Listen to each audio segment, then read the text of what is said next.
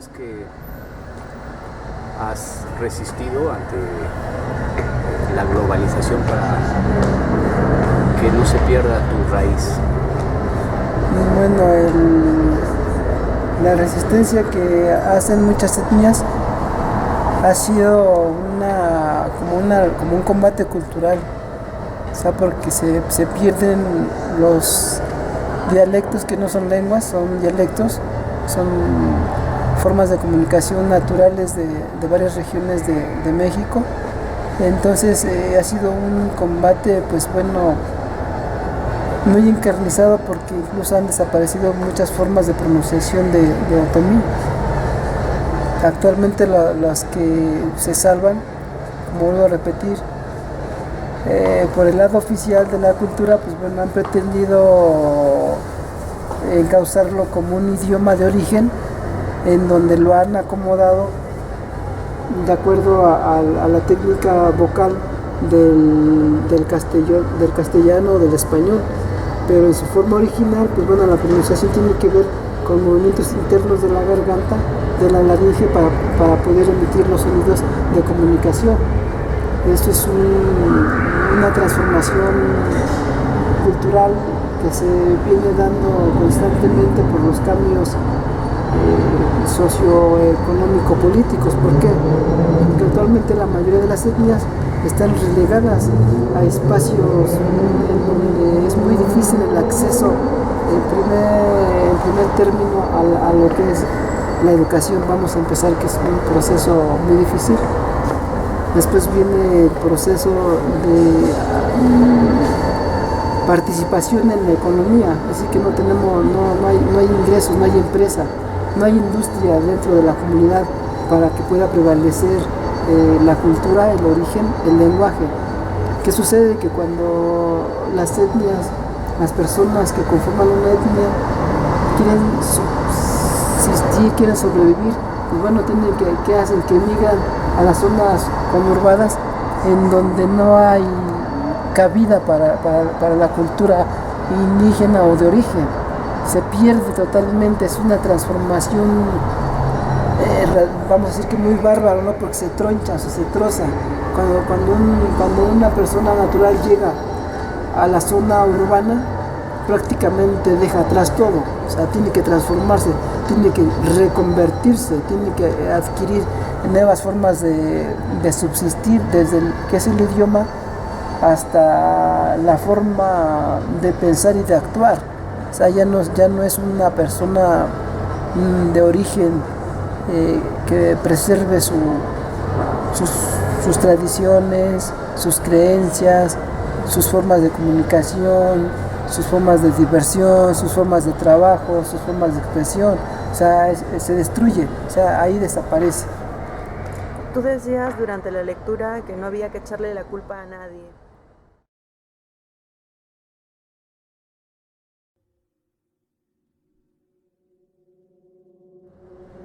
Dijiste algo así, Dije, que no había culpables o algo así. Claro, no. ¿Por qué dijiste eso? Pues vamos yo me ubico en el plano de geográfico. O sea, si tú vas a una zona de cualquier estado donde hay gente, donde hay etnias, o donde hay culturas prehispánicas, porque no son indígenas, son prehispánicas, te vas a dar cuenta que el sometimiento ha sido no por medio de la cultura, sino quizás por las formas de gobierno que indirectamente cohesionan la actividad de las culturas con la cultura oficial. O sea, ese es un rompimiento en donde si fuera partidista, no sé, comprometería mucho mi origen, comprometería mucho mi cultura. Si yo puedo reclamar a la cultura oficial algo, digo, yo no puedo hacer un mitin. O sea, mi comunidad no pasa de 50 personas y no podemos hacer un mitin. O sea, no tenemos voz, no tenemos voto. O sea, en ese sentido dije que nadie es culpable. O sea, porque nadie asume una responsabilidad así. O O sea, la parte cultural oficial nunca asume. O sea, por eso en ese sentido yo digo que nadie es culpable. O sea, nosotros posiblemente somos como que un resultado de la transformación que se ha dado a nivel latinoamericano. Prácticamente el continente americano es el que más transformaciones sociales ha tenido. O sea, constantemente son los pueblos naturales los que más han estado en luchas, en guerras, como es el caso contrario que en Europa. O sea, en la Europa central se centralizó la cultura y no hay tantos cambios radicales como es en América. Desde los Estados Unidos hasta hasta los gauchos de la última parte de Argentina, de la Patagonia, son etnias. Sí, es una transformación en donde no podría decirlo en tono político que es culpa de la parte oficial. O sea, solamente somos absorbidos. Ok, dentro de la interculturalidad que hay, decías que hay como 8 formas de lengua, ¿estoy bien? Bueno, hay más o menos 12 formas de pronunciación. 12 formas de pronunciación. Sí, regadas en diferentes Y regiones. también sucede este fenómeno de que la lengua más hablada se come a las que menos se hablan. Llega a ocurrir en la medida en que incluso les comento que hay familias de 4 o 5 elementos, vamos a decir que abuelo, bisabuelo, y si es que aún todavía vive el tatarabuelo, pues bueno, entre esa familia, esos descendientes tienen su propia forma de hablar el otomí. O sea, cuando se trasladan o cuando hay encuentros de etnias o de pueblos naturales, los dialectos son diferentes, es el mismo sentido de comunicación, pero se pronuncian de diferente manera, aunque dan a entender lo mismo. O sea, son ligeros cambios de vibración, de emisión de voz. ¿Y si se entienden entre ustedes, aunque sea un diferente otomí? Debe de haber algo, hay elementos que nos hacen saber de qué estamos hablando. Ah, bien. Es por elementos de imagen o auditivos. Se complementan. ¿Un poquito más de eso? Es un poquito más difícil porque se complementa nada más por imagen. Bien, ¿cómo qué tipo de imagen nos podrías regalar?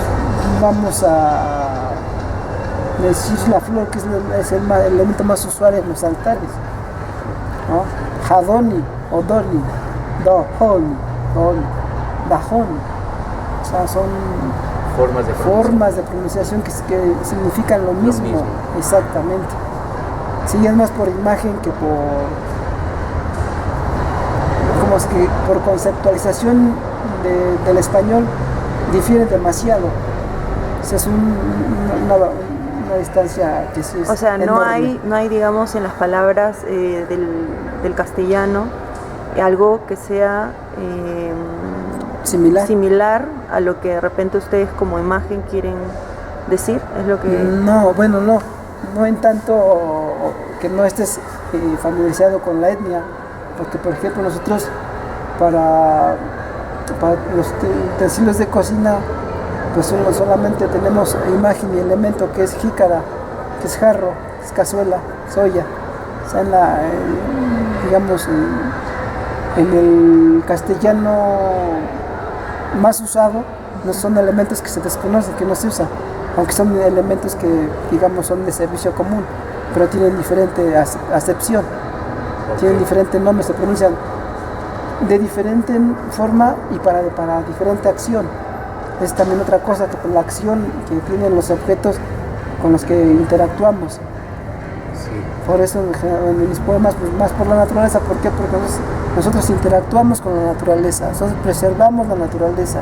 O sea, nosotros no destruimos absolutamente nada.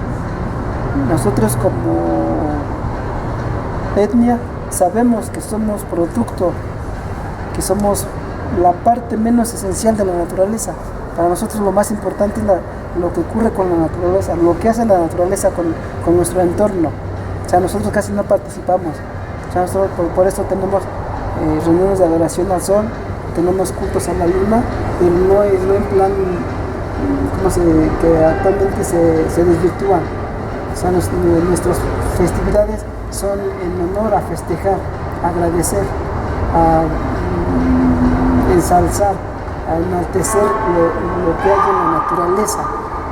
Esa es nuestra parte de nuestra cultura fundamental. Nosotros vivimos de observar, de preservar, de seguir siendo ese origen. ¿A ti en algún momento te surgió la curiosidad por ir a la ciudad? ¿A tus hijos cómo los ves? ¿Sientes que tengan inquietud por conocer cosas diferentes? ¿Qué reacción tienes ante la televisión o la radio o la internet? O el idioma, ¿no? ¿Crees que en algún momento eso pueda orillar tal vez no a ti, pero a tus hijos o a tus nietos? A la extinción. ¿Como a la extinción? Sí, absolutamente. ¿Por qué? Porque en el caso mío yo soy natural, no tengo escuela, soy autodidacta.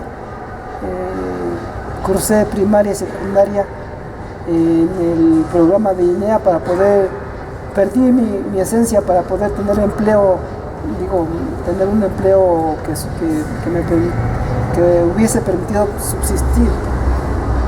O sea, después de haber asimilado completamente el español, debía adaptarme para sobrevivir. O sea, esa es una de las cosas que ella pregunta de origen, ¿no? ¿Cómo se enfrenta? O sea, prácticamente uno tiene que desaparecer para transformarse, porque no hay cabida. ¿Crees que tus hijos? No, claro, nietos? bueno, ellos padecen ese gran rompimiento porque al cursar primaria y secundaria no hay respaldo institucional que proteja en primera nuestros gentilicios, es decir, nuestra identidad. No hay. O sea, en la primaria tienes que olvidarte de tu raíz porque te transformas en occidental. O sea, tú tienes que hacer incluso culto a la bandera. Nosotros tenemos símbolos, pero no tenemos bandera, aunque somos parte del país. O sea, nosotros nos dejamos por el símbolo. ¿Qué símbolos, por ejemplo, tienen ustedes? Nosotros tenemos, por ejemplo, el símbolo del águila, la libertad, el quehacer, el trabajo, la madurez como persona. Si ustedes saben, el águila es un ser natural que llega a vivir hasta 90, 80, 70 años. O sea, son muy longevas las águilas. Por eso nos identificamos, porque en nuestras etnias todavía hay personas que alcanzan las edades de hasta de 90 años. O sea, porque ese es un símbolo. Y actualmente pues ya no se cultiva la cultura indígena, de origen ya no hay. ¿Ya no hay? No, sí la hay, pero pues es muy... ¿Débil? No. ¿Fuerte? Digamos que es muy reservada, muy excluida de la parte oficial cultural en todos los ámbitos. ¿Y cómo así, cuando hablabas de los haikus, cómo te vinculas con la poesía? O sea, ¿cómo llegas a la poesía? ¿Cómo llegas a los haikus? Yo llegué a la literatura en idioma español porque siempre tuve la inquietud de expresar lo que yo veía de mi comunidad. Cuando tomé los cursos de hacer la primaria en el INEA, en el Instituto de Adultos, un maestro promovió un poema mío a un periódico local de la ciudad de Toluca. Entonces a partir de ahí me empezaron a hacer invitaciones, participar en pequeños encuentros, en asistir a aprender a leer y escribir. Ese fue mi primer encuentro con la cultura del español. De ahí, digamos que al castellano o al español. Y de ahí, pues mi proceso ha sido, como te digo, natural. O sea, la misma vida me va formando. Y a través de ya haber asimilado el idioma español, pues bueno, ya empecé a tener autores, no de cabecera, pero sí de referencia, en forma de poesía. Shakespeare, empecé a leer las traducciones que había de la obra teatral. De Quevedo empecé a leer las transcripciones o traducciones de los sonetos más familiarizados con la cultura occidental. Entonces me fui metiendo un poquito a las formas poéticas. llega una etapa de mi vida en que en algún momento en el periódico local donde cada 8 días participaba publicando poemas, alguien me hizo llegar la convocatoria para las inscripciones en la Escuela de Escritores de México, en la SOGEM. Entonces, cuando solicité la inscripción, bueno, me encontré con esa gran barrera, ¿no? Era una escuela particular que solamente ingresaban seleccionados, alumnos seleccionados, porque para esto se hace un examen de admisión.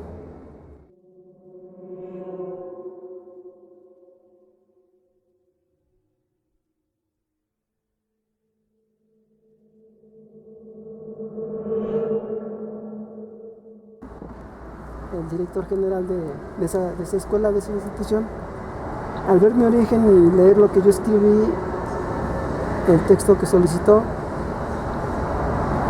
quedó perplejo de ver mi fisonomía y de, pues no sé, la inquietud de que un otomí fuese a solicitar ingreso a una escuela de escritores. ¿Sabes? Te imaginarás como ese catombe, ¿no? Ese encuentro, claro. Como ese encuentro. Entonces, cuando él me explicó la política de pagos y todo eso, pues yo realmente dije que no tenía dinero para pagar la colegiatura, pero que me regalase, no sé, en clases de poesía, estar como oyente nada más. Y yo creo que se conmovió y me regaló una beca, que es ahí donde ya me acerqué más a la poesía. Te comento, de maestros tuve a la maestra Dolores Castro en poesía. Quizás la hayan que me han leído. Tuve un gran maestro, a Vicente Quirarte, en poesía. ¿Qué significa el nombre de tu cultura? Es hijos de la tierra, naturales. Es otomí.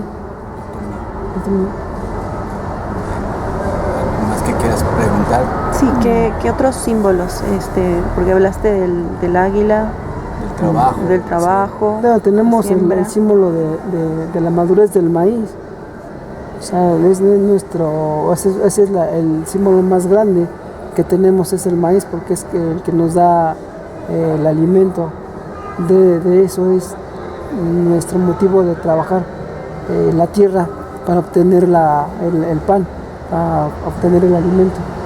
Ese es otro símbolo.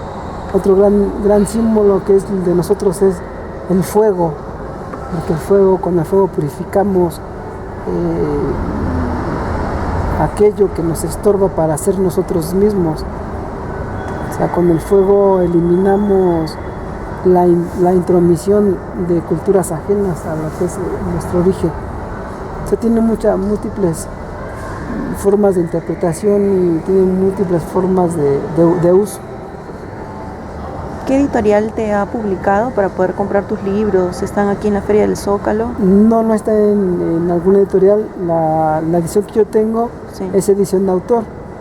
Ah, ¿tú mismo lo has publicado? Yo mismo la publiqué, hice los trámites, lo registré y pues lo he estado vendiendo de manera personal, de mano a mano. Hasta ahorita no ha habido el interés de alguna editora por editar de manera comercial. O sea, en tirajes mayores de 1000 números. La edición que yo tengo es de 1000 números. 1000. Algo que quieras decir que no esté sujeto como a esta formalidad de la entrevista, que tú tengas ganas de decir que nos quieras compartir. Bueno, pues que me siento muy agradecido en primer lugar con la entrevista. En segundo lugar, pues igual agradecer ese gran interés que mostraron por mi poesía y más por mi origen, por mi cultura otomí. Bueno, lo que se leyó y yo estaba sentada en la mesa fue lo mejor para mí. Poesía de verdad. Así es. Y yo más bien hay que darle las gracias a usted por estar ahí. Tenemos mucho que aprender. No, pues la cultura otomí es como cualquier otra cultura prehispánica, en donde el acceso pues a ellas lamentablemente es por medio de la cultura oficial, que la ha mantenido al margen de su verdadero valor para una sociedad como es la actual, en la que ha habido demasiado racismo, en donde ha habido demasiada exclusión de escena a nivel cultural, a nivel económico, pues nuestra vida, a nivel político, pues digo, tampoco no existimos, somos gran minoría. Pero bueno, agradecer, pues, como decía Teresa, y ojalá nos sigamos encontrando en Claro siguientes que sí. encuentros en la poesía. Claro que sí, muchas gracias, les agradezco mucho. Gracias.